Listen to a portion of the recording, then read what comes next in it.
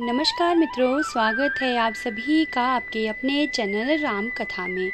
दोस्तों, जैसा कि आप सभी को पता है कि मैं अपने चैनल पर इस समय जो वीडियो डाल रही हूँ वो है सुंदर कांड का। तो भाग 1 मैंने डाला है, आप सभी जाकर ज़रूर देखिएगा। उसमें मैंने आप सभी को बताया है कि सुंदर कांड पढ़ने का संपूर्ण लाभ हम लोगों को किस प्रकार से मिले। तो आज के वीडियो में हम जानेंगे कि सुंदर कांड पढ़ने के लाभ क्या हैं, इसको हमें किस तरह से पढ़ना चाहिए। जैसा कि मैंने पहले के वीडियो में बताया है कि सुंदर कांड पढ़ने के जो नियम हैं उसको हम किस तरीके से पढ़ें और किस तरह से सुंदरकांड का संपूर्ण लाभ हम लोगों को मिल पाए। तो आज के वीडियो में हम जानेंगे कि सुंदरकांड के लाभ क्या हैं। तो जो सबसे पहला प्रश्न बहुत सारे लोगों के मन में आता है कि सुंदरकांड को कौन पढ़ सकता है। तो देखिए, सुंदरकांड को कोई भी पढ़ सकता है, कोई भी पुरुष या महिला आसानी से इसका पाठ कर सकती हैं। ऐसा कोई नहीं है कि जो इसका पाठ नहीं कर सकता है। कहीं पर भी यह बात नहीं लिखी है कि महिलाओं को इसका पाठ नहीं करना चाहिए।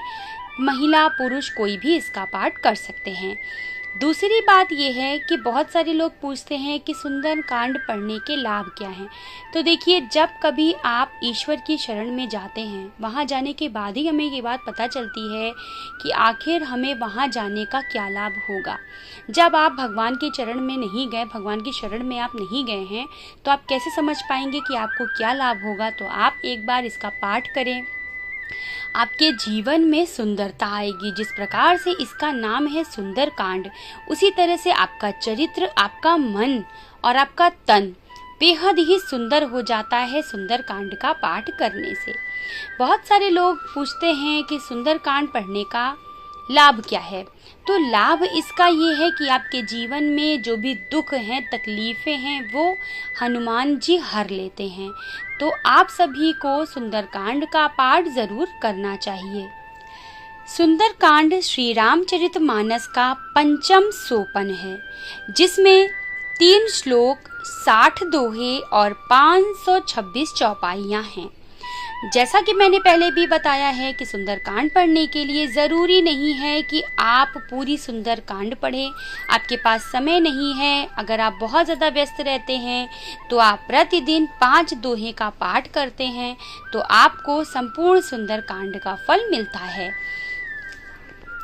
अब हम जानेंगे कि सुंदरकांड को कैसे पढ़ें। तो देखिए, बहुत सारे लोग हैं जिनको सुंदरकांड पढ़ना आता है, बहुत सारे लोग हैं जिनके मन में बहुत ही ज़्यादा कन्फ्यूज़न रहती है। तो आज हम लोग जानेंगे कि सुंदरकांड का पाठ हम लोग संपुट के साथ कैसे करें। देखिए, संपुट के साथ पाठ करने से उसका बहुत ही ज़्यादा फल हम लोगों को मिलता है। शीघ्रता आपके मन में जो भी मनोकामना है वो पूरी होती है। तो संपुट के साथ पढ़ने का नियम यह है कि आपने यह श्लोक पढ़ लिया। जैसा कि मैंने पहले भी बताया है कि सुंदरकांड पढ़ने से पहले आप एक पीले रंग की या लाल रंग का कोई वस्त्र बिछाकर सुंदरकांड को आपको हाथ में लेकर नहीं पढ़ना है, किसी चौकी पर रखकर पढ़ना है। उसके बाद एक तिल के तेल का दीपक आप हनुमान जी के समक्ष या फिर प्रभु श्री रामचंद्र जी के समक्ष आपको जलाना है। उसके बाद कुछ मीठे का भोग, आप मिश्री का, जो भी आपकी यथाशक्ति हो, उसका भोग लगाकर भगवान का नाम लेकर, प्रभु श्री रामचंद्र जी का नाम लेकर ही आपको यह पाठ शुरू करना है। और बहुत सारे लोग पूछते हैं कि संकल्प का क्या है। तो देखिए, बहुत सारे लोग ऐसे हैं जो इसका आजीवन संकल्प ले सकते हैं।